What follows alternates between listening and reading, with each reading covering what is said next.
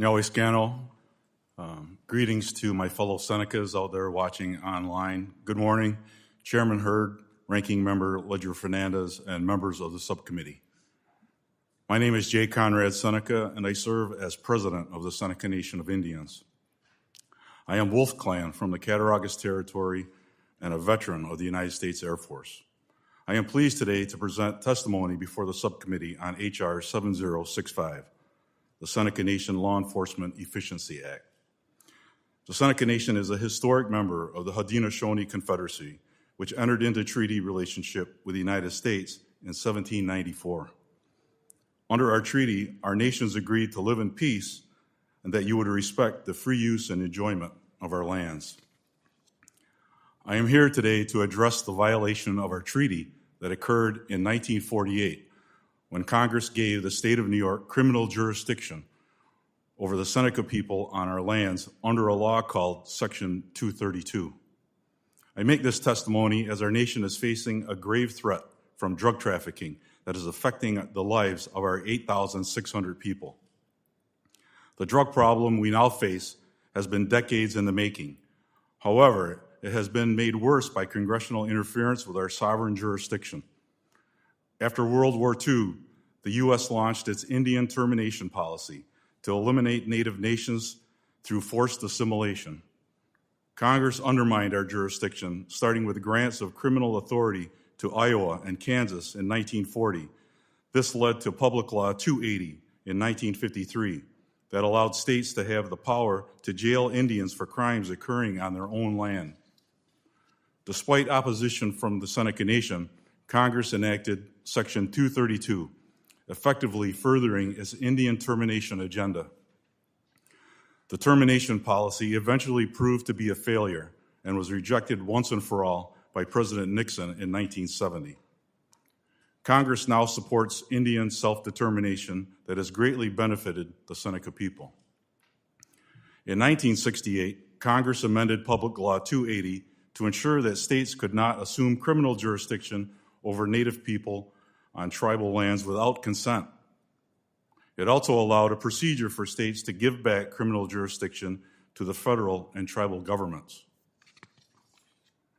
Unfortunately, Congress ignored the Seneca Nation when it made these fixes. H.R. 7065, introduced by Mr. Langworthy and Mr. Kennedy, would nullify the state's ability to jail the Seneca people for crimes occurring on our territories. This legislation comes at a time of great threat to the Seneca people, arising from the drug trafficking in our region in western New York. The problem has grown worse in recent years, resulting in numerous drug overdoses and deaths.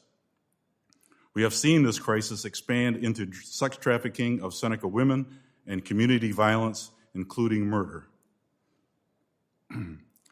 My administration has addressed this threat by reaching out to all levels of law enforcement, including the U.S. Departments of Interior and Justice, as well as New York State Police, county sheriffs, and local police departments.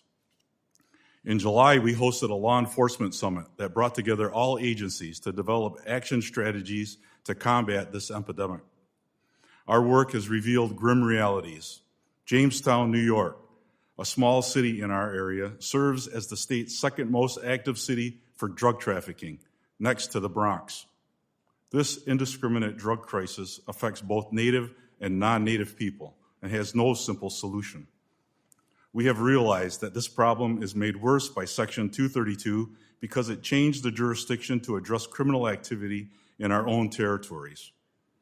For nearly 80 years, the federal government has ignored its responsibility to protect the Seneca people and has wrongly abandoned its role to the state. The United States is our treaty partner, not the state of New York. The violation of our treaty relationship by Section 232 has interfered with the development of our nation's ability to protect our people. Our Seneca Nation marshals do not exercise criminal law enforcement powers. We are forced to rely on the state system, which is inconsistent at best and negligent at worst. When enacted, this bill will not immediately resolve the threat to our nation. However, it will restore our right to self-determination It will reaffirm our treaty relationship with the federal government. It will mandate mutual consent to nullify Section 232, thus requiring an agreement to ensure proper continuous criminal oversight within our lands. In closing, Congress must enact H.R. 7065 to nullify the grant of criminal jurisdiction to New York State under Section 232, thus restoring our jurisdiction, respecting the Seneca Nation's sovereignty, and our treaty with the United States since 1794. Yahweh.